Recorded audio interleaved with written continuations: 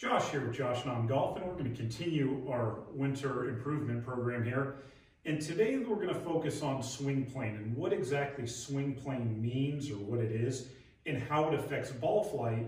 And we're going to talk about if you're somebody that tends to battle slicing the ball or overhooking the ball, how swing plane is very important with this and how we're going to fix these issues. So you can see I have this alignment stick up, and if I set up to this ball, the stick for the most part kind of matches the club shaft here.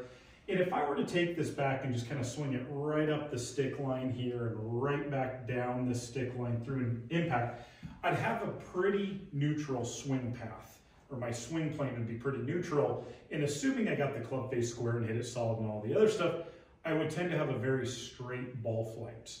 Now, for somebody that tends to overhook the ball, their swing path gets too much in, too out. So let's assume their backswing is pretty neutral. That would be somebody that gets the club too far underneath this stick or too much from the inside of the ball, swinging out to the right and drawing it. And if you're somebody that tends to slice the ball too much, again, assuming the backswing is not the issue, the downswing would be outside of the stick, and you can see how the club would be swinging left. And then if I close the face, I'd hit a straight pull, or if the face is open at all, I'd hit a slice. So here's a great way to practice inside indoors in the winter to kind of get rid of that big error. So we're going to start with the person that slices the ball and talk about how to start hitting some draws. So I'm going to take this ball and move it just slightly in from the stick. And then I want a takeaway here that just misses the stick barely to the inside. You can see when I get to this kind of position 2 or club parallel to the ground, the club's kind of down my target line, hands are over the feet. And from there, I'm going to really try to miss the stick in the downswing. So it's going to look something like this. And you can see I missed the stick on the downswing. As long as the face is close to that path, I will have some sort of draw. I'm not going to slice the ball.